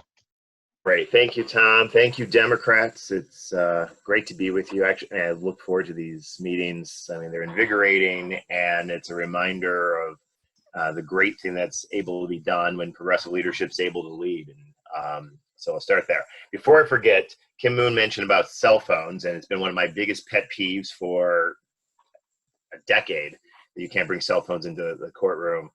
Starting yesterday, actually, that will no longer be the case. That cell phones will be allowed in our district courts and a court because the Supreme Court issued a rule. Now, there's almost no reason to go to the courtroom because most of them aren't open right now, and jury trials can't happen right now. But when that can happen, you'll be able to bring your phone in. So before I forget, I want to hit that off. I just want to give like a summary, and I want to give props to my colleague Penny Lou. All you've heard me talk about it. The things I'm about to outline that we've accomplished, most recently in the last couple weeks, in partnership with the incredible leadership of Executive Coulter, is because we have a Democratic majority. And we have a Democratic majority because of Commissioner Penny Lubes that joined our caucus that to bring us over that 11 hump. And we had a doozy of a meeting, and if there's ever been a time in which the majority mattered, it was this meeting. And I'm going to talk a little bit about that. The response to the public health crisis shouldn't have a partisan flair. I heard some of the conversations talking about, well, what's these protests? What's the game? What's the end plan? Let's be very clear. This is an organized effort around the entire country trying to recreate the Tea Party effect of a decade ago. But I mean, literally, this is like all in to bring the Confederate flag waving, anti-vaxxer, gun-toting, every social right-wing cause and pour it all together, white supremacy, I mean, just go on, and to throw in with them has been really eye-popping. And frankly, I mean, some of our, I think Representative Ellison, I mean, was very good about pointing out that quietly the Republicans will say, yeah, I don't run with that group, and there's a problem here, but the leadership has moved forward because the president has given license for this. So sadly, that kind of spills down to us. When public health, protecting the people, which is what anyone in public services, like number one priority is supposed to be, is has to now exist and navigate these waters. What I'm happy to say, Oakland County stands with our governor to protect people and working hand in hand to get the resources where they need to be so that communities can respond accordingly. And that's what we're doing in Oakland County. One thing I sent around in the chat thing earlier, an article that's in the Detroit News today, which just really symbolizes what's going on. Democrats, the administration requests an extension of the emergency order in Oakland County. Sadly, and up until now, it was fine. We have this great working relationship with the executive office. We appropriate dollars before they get spent. We have open dialogue, more transparency and communication with any administration history. The Republicans would say that. And because of politics, they vote against it. We vote in support of it. And the Republicans went to the press screaming and yelling and frankly mimicking all the dysfunction that Lansing's doing and what you're seeing a lot of Republicans around the country doing, trying to find a political advantage in all of this because they're going into an election where the president has demonstrated poor leadership on addressing this crisis, and it's pouring down. What we do know is the public overwhelmingly supports the leadership of the governor, overwhelmingly supports the leadership that's happening at the local level. And I can say, because I'm up on the front lines with some of the decision making, our public health department, our Homeland Security Emergency Response Center, all of the infrastructure frontline responders around the entire state are doing a phenomenal job helping manage this crisis, and we're going to continue to do so. So despite we were able to get that emergency order extended, not because to politicize this, but because of the tools that the emergency order allows Dave Coulter to streamline purchasing of personal protection equipment, testing equipment, and making sure our emergency operations center can do everything it needs to do to get resources to hospitals. It is shocking that Oakland County has to go and try to find individual suppliers to buy N95 masks so we can supply Beaumont Hospital. It is shocking that this is not being coordinated on a federal level. And we're struggling. It's shocking that we're struggling to get testing, enough testing. There's a study that came out that says in order for us to be safe to reopen and manage this crisis to prevent a second wave, we probably got to get our testing up to about 152 per 100,000 residents. So per day. That works out about per week. We need roughly 13,000 tests per week. Now we're ramping up. Executive Coulter talked about the new drive-through sites. There's some additional capacity in Oakland County. We're going into nursing homes and other high-risk areas. But we are still a far way of being able to have enough testing to test everyone who needs. Right now, the standards are still you have to have some symptoms. And as while the state's liberalizing what symptomatic means, we know that upwards of 40% of transmission is happening among asymptomatic people. And so we need to be able to test anyone who comes in contact with someone who tests positive in order to contain this. I'm going to steal a line. I'm going to give a shout out to Paul Curtis because he helped me formulate this. This really comes to the 3 T's. It's testing, tracing, and treatment. This is how we're going to actually get this done. We need enough testing to test everybody. We need the tracing to make sure that we can manage and contain this, to make sure that we circle back around anyone who might be at risk of contaminating this, getting the tracing to go forward. And then until we get a vaccine, make sure that our hospitals have all the capacity necessary to treat those who are infected. Otherwise, a second wave of this in the winter overlapped with the flu season will be worse. There's no question about it. Now, we're in a good position because as long as we continue to build our capacity like the rate that we have been, we're going to be in a good position to manage this. But science and healthcare experts, lead this, not politics and not the rhetoric, unfortunately, you're seeing coming out of the Republican Party currently. Executive talked about the $12 million additional for small business. We also approved $10 million for a community response fund. So to be able to start helping support working families that have been negatively impacted, working with our nonprofits to provide those resources. And we're going to hear more details about that. One reason you haven't seen a press release yet, the administration is going to be submitting kind of a framework on how to do that. And the board will be considering that before we can start releasing those 10 million. So helping our small businesses, helping people. And that's just the beginning. I want to give a shout out to also to Commissioner Lubes, introduced a proposal around this tracing element. Oakland County has the best public health department in terms of public tracing ability. In fact, we started at the very beginning. You're hearing like all the locations where those first positive cases, those first 2 positive cases came from. Once you hit community spread, the efficacy of being able to trace it it's overwhelming. But once we've got it contained, the tracing picks up. Again, we've got about 150 people trained to be able to do that. Early estimates suggest we have to almost nearly double that capacity. And so Commissioner Lubes has asked for a report from the administration. What's our current capacity? What's the capacity we need to get to? What's it going to cost to be able to do that? And I would expect in the next week or so, or very soon, be able to get that recommendation so that Oakland County will have not only enough, but excess capacity to be able to help support the contact tracing that's necessary for the region. It's going to require a regional effort to be able to support that. We also launched a task force to address senior social isolationism. This is already a problem with our aging population. Social isolation, we know, has serious public health consequences. You add social distancing needs, the stay-home order. The seriousness of that is put on steroids. And so we're going to be putting together a series of recommendations to help build connectiveness, because even when the stay-home order gets lifted, there's a lot of vulnerable people that it's not very safe to be interacting with the public. And so how do we make certain that the services that our senior center, frankly, played a very active role of pulling an elderly population together? How do we continue to support those in as much a remote system as possible? And so Commissioner Kristen Nelson, also one of our majority makers, is spearheading that. All this to say that we're going into the political arena. The work needs to get done.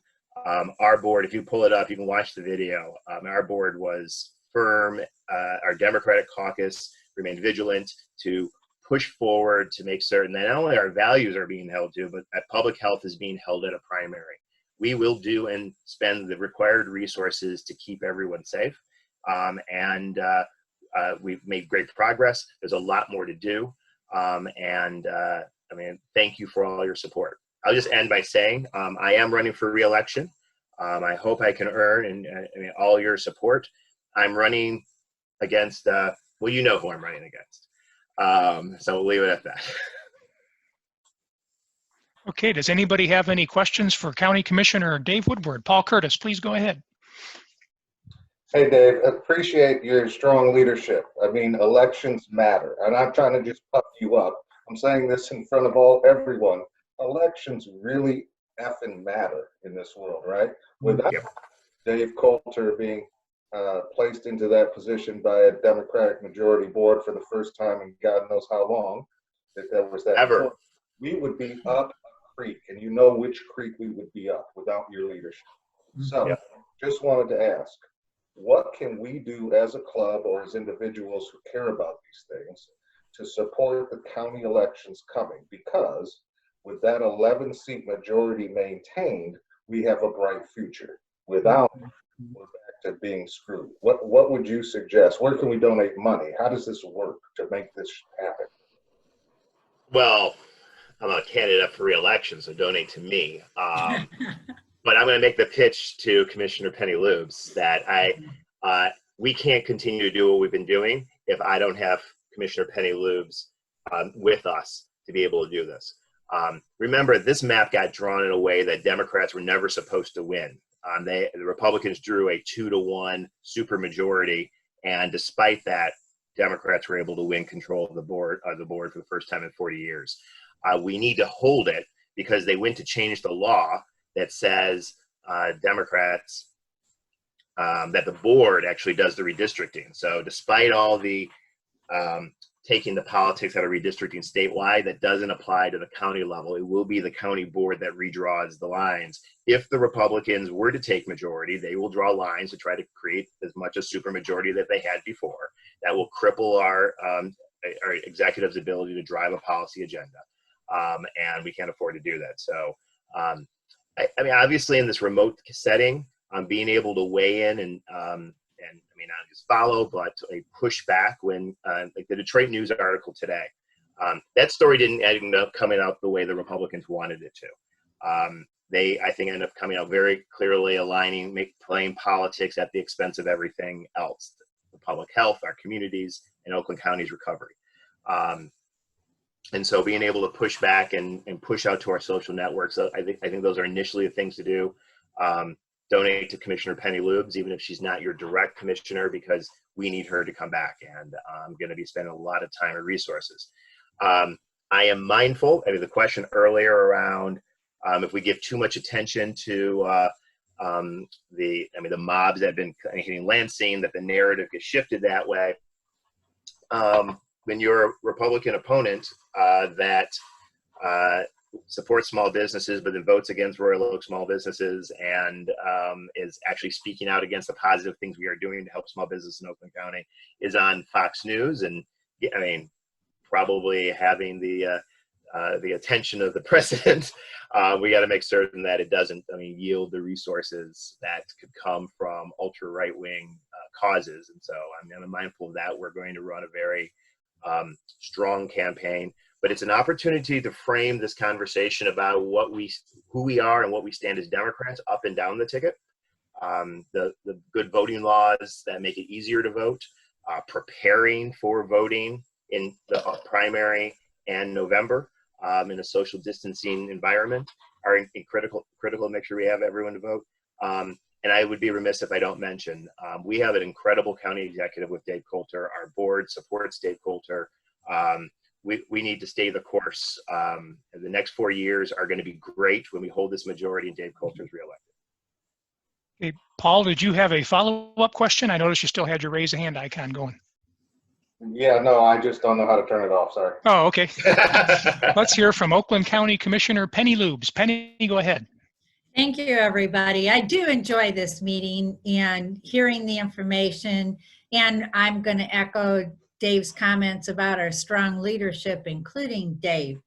So most everything has been said. We continued to do the work to keep the Democratic majority. All of us are up for re-election, but we're moving forward and contacting people. And I feel very positive that we will have another Democratic majority. So good for us. And I wanted to address events also. That Clawson events are canceling also. The signature event in Clawson is the 4th of July parade, fair events and fireworks, and that has been canceled also. We're like every other city. We're all canceling events, except our farmers market, which is small, will start May 17th at the Clawson City Park, and following the guidelines of distancing and hand washing stations and selling only food again. So farmers markets can't have music or activities at this time yet. Clawson recently lost our interim city manager, so they're going to be looking for another city manager again and walking down that road. But we're moving forward through connections just as we are right now. So I thank everybody for your time. Thank you. Okay, are there any questions for County Commissioner Penny Lubes? Thank you very much, Commissioner Lubes. Thank you. Is there any other elected official on the call who'd like to give a report? If there is, either click that raise hand icon, or If you can't find the icon, just speak out right now.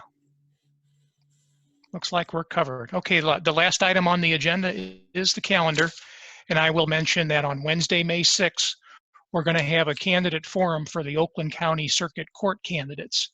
And I'll be sending out an email on that later on today. It'll be a Zoom meeting just like this meeting here.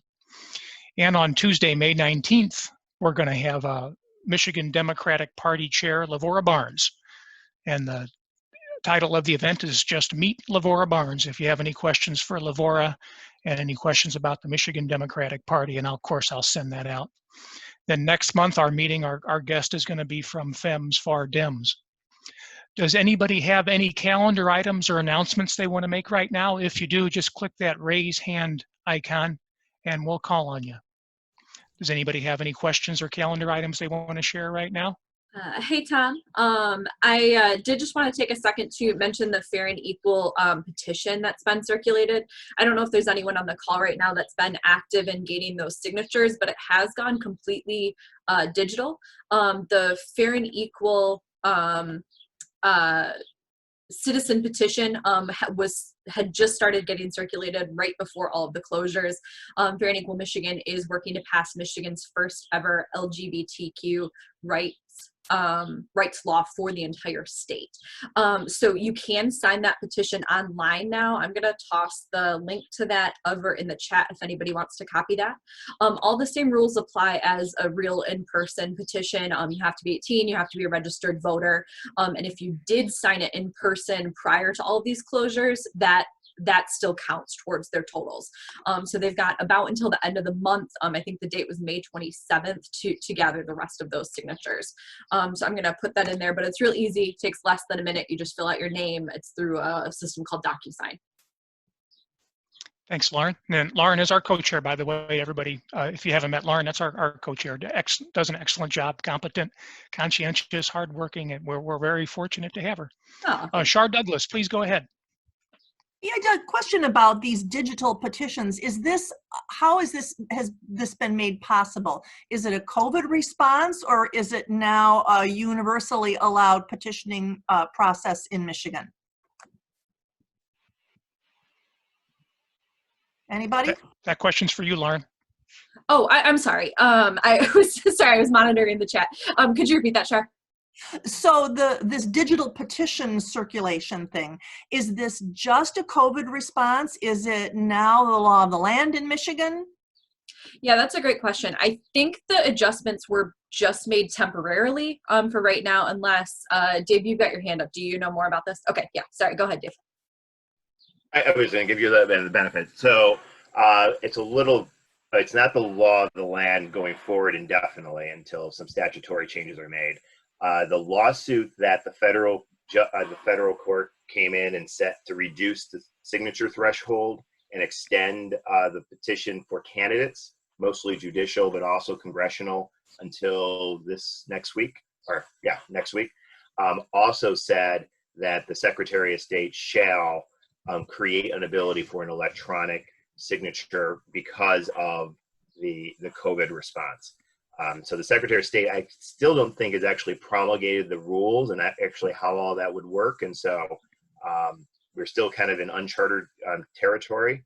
But according and under the federal judge ruling that digital signatures, what the Fair Michigan campaign is doing to collect signatures is going to count for these petitions allegedly. But I would imagine there's going to be all sorts of lawsuits to try to challenge it from those who oppose equality, if we get the signatures. Okay. Ellen, go ahead. You had a question or an announcement? No, can you hear me? Yep.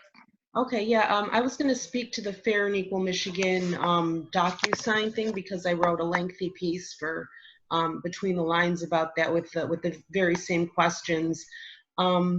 Well, first of all, DocuSign has been used for a lot of government documents. Basically, it's the most respected and most used kind of digital signing platform. And there are two reasons that the legal counsel believes that this can be used. But what kind of sparked this, I think, is that the governor signed an executive order to allow digital signatures. She issued that a few weeks ago. So, you know, this is going to be challenged, certainly. So that'll happen there. But, you know, I can provide a link to the article. It's really pretty interesting what they're doing, but the main challenge right now is getting all those signatures. I mean, it's going to be a huge hurdle. So, you know, we'll see what happens, and if they don't get enough signatures, then they've got a lot of support that maybe, you know, will be useful in the future. That's a good point. Nomi Joyrich, go ahead, please. Hi, can you hear me? Yes. Oh, good. I've been having some technical problems this morning.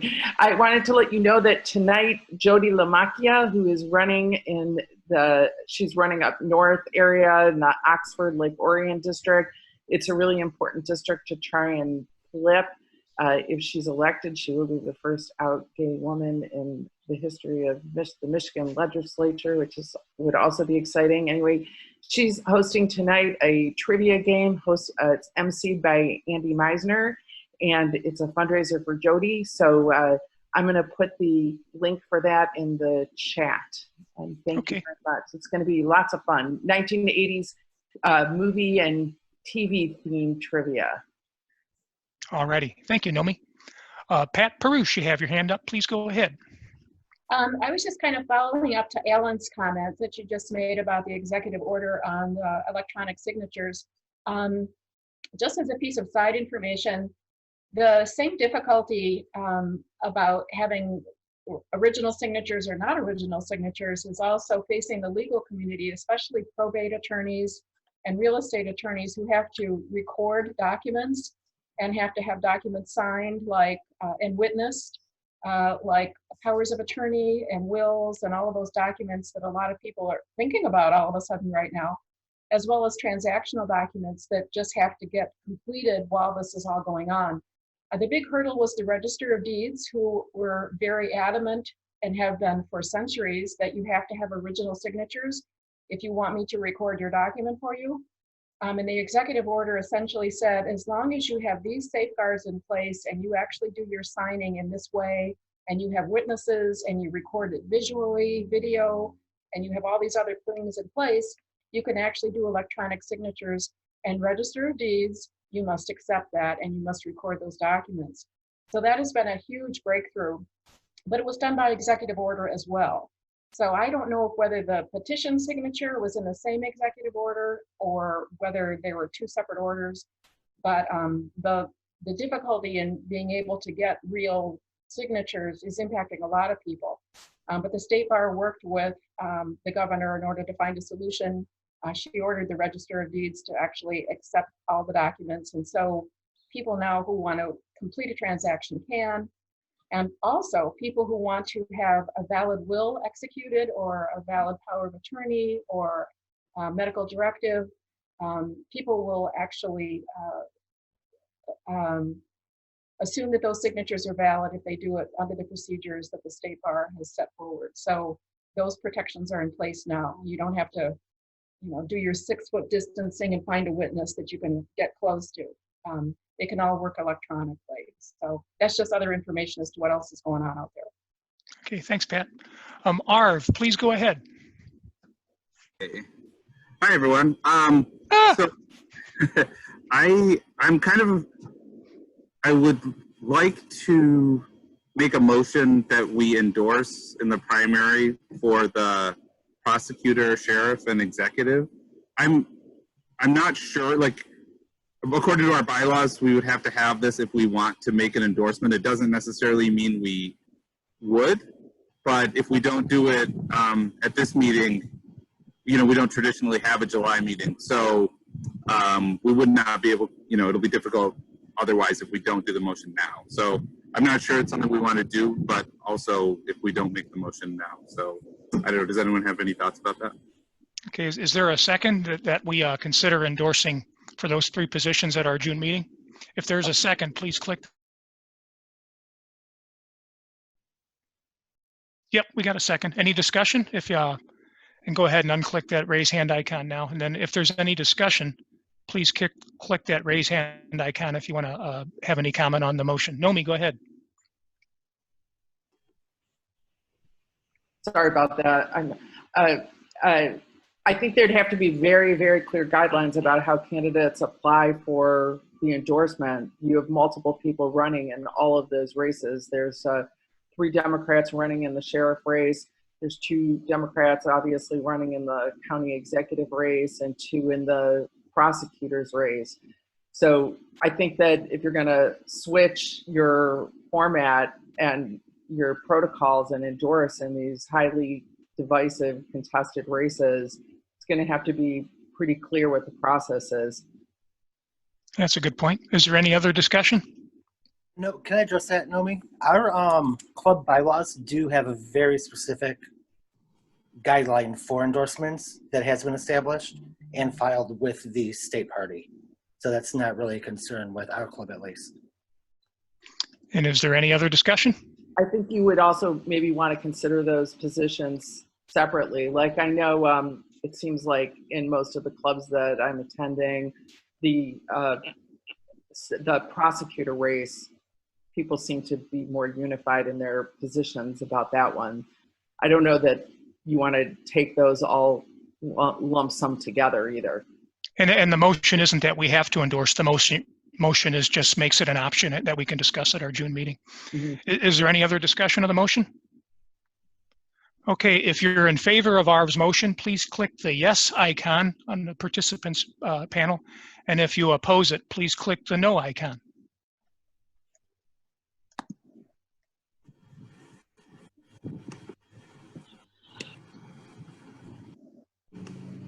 All right, it looks like the ayes have it. So we'll keep that as an option for our June meeting.